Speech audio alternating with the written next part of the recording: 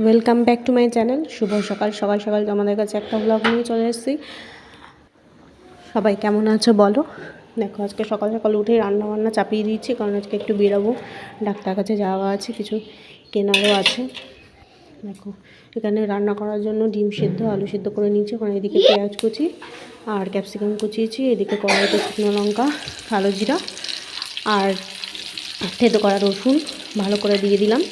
দিয়ে ভালো করে লাল লাল করে ভাজা ভাজা করে তারপরে যে বিট গাজর ওটাকে মেশিনে ঘষেছি, তোমরা করে দেখবে। বিট গাজর মেশিনে ভালো করে ঘষে, বিটটা বেশি দেবে, তারপর একটু মটরশুঁটি দেবে, দিয়ে কড়াইতে কালো জিরা শুকনো লঙ্কাগুলো দেবে, দিয়ে ভালো করে লাল লাল করে ভাজা ভাজা করে তারপরে তুলে দিয়ে নাড়াচাড়া করে ভালো করে সেদ্ধ সেদ্ধ হবে। তারপরে একটু মিষ্টি দেবে, ওটা রুটি দিয়েও বেশ খেতে ভালো লাগে, তারপরে তোমার ভাত দিয়েও ভালো লাগে, গরম ভাত দিয়েও। তো এদিকে কড়াইতে তেল দিয়ে দিলাম, ডিমগুলো এক এক করে ভেজে নেব। ডিমগুলো এক এক করে দিয়ে দিচ্ছি। ডিমগুলো ভাজা ভাজা হবে, বেশ লাল লাল করে ভাজা ভাজা করে নিই। ডিমগুলো ছেড়ে দিচ্ছি, একটা করে ডিমগুলো সব ছেড়ে দিয়ে নুন আর হলুদ দিয়ে ভালো করে ভাজা ভাজা করি। এদিকে যদি আগেরটা দেখবো একটা ইয়ে হয়ে এসছে, একটু ভালো করে নাড়িয়ে নিই।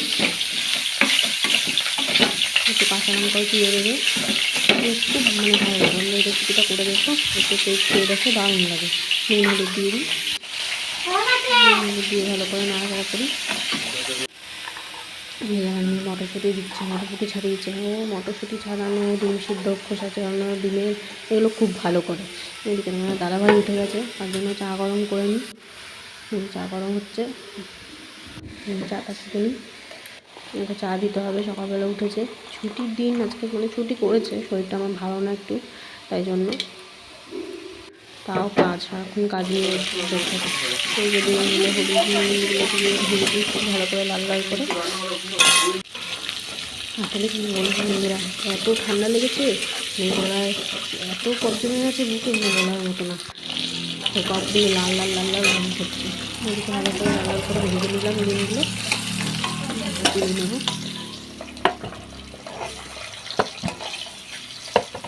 তুলে নিলাম।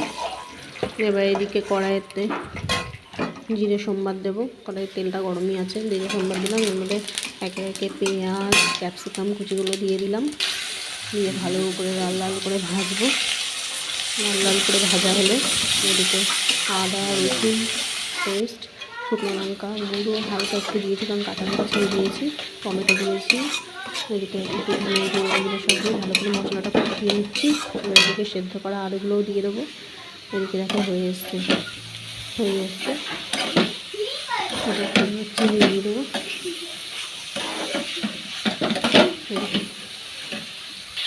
আলুগুলো দিয়ে ভালো করে মশলাটা কষে নিচ্ছি। দেখতে পাচ্ছি খুব সুন্দর কালার আসছে, কিন্তু বেশি আমি লঙ্কাগুলো দিয়ে দিই, টমেটোটা বেশি দিয়েছি। এটা হয়েই এসছে, দেখো খুব সুন্দর কালার হয়েছে, পুরো বিটের কালারটা দারুণ লাগে। আমার এই দিয়েই ভাত খাওয়া যায়, তোমরা কোনোদিন করে দেখবে, রুটি দিয়েও দারুণ লাগে, আর গরম ভাত দিয়ে মারাত্মক লাগে খেতে। ভালো করে নাড়িয়ে চাড়িয়ে একদম ভাতটা বানিয়ে নিলাম।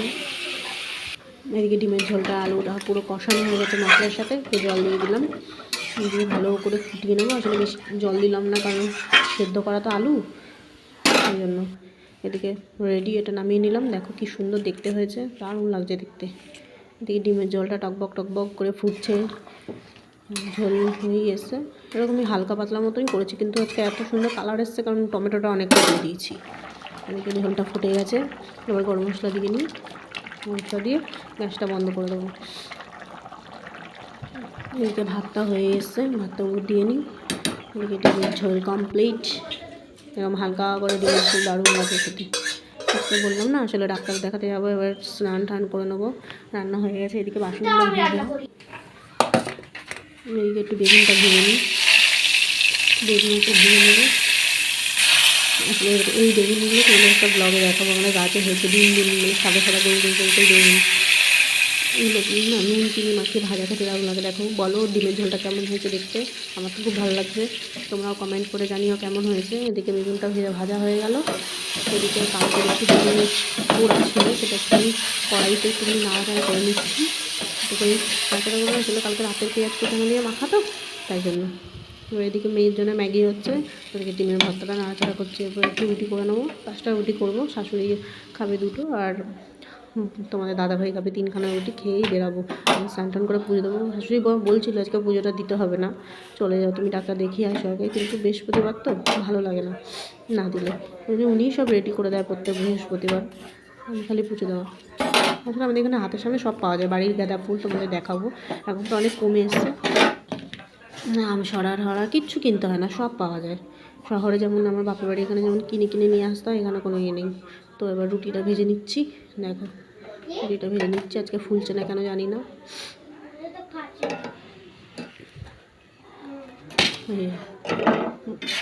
কাটতে ভুলে গেছি, দেখো গ্যাসটা জ্বলেই যাচ্ছে। এদিকে রুটিটা সেঁকে নিই ভালো করে সেঁকে নিয়ে এবার ওদের খেতে টেতে দিয়ে বাসন টুকুটা কি যা আছে শাশুড়িমা বলছিল আমি ধুয়ে নেবো, ঠিক আছে হাতের সামনে যেটুকু পাই, কারণ ছেলেরাকে রেখে যেতে হবে তো, দিয়ে ওদের খেতে দিয়ে দিলাম। এই যে খাবে তোমাদের দাদাভাই, কাজ করতে দেখলে একটুখানির জন্য এই যে আমি পুজো দিচ্ছি, ভেবেছে মা একটুখানি ব্লক করে নিয়ে, যে ব্লক করে দিয়েছে পুজো দিচ্ছি। স্নান টান করে পুজোটা দিয়ে সারলাম তাড়াতাড়ি করে, রেডি হবো। অঙ্ক করছে আমার মেয়ে, দেখো খুব সুন্দর কিন্তু ব্লক করেছে একটুখানি ছোটো জায়গা, এরকম ঠাকুর ঘর,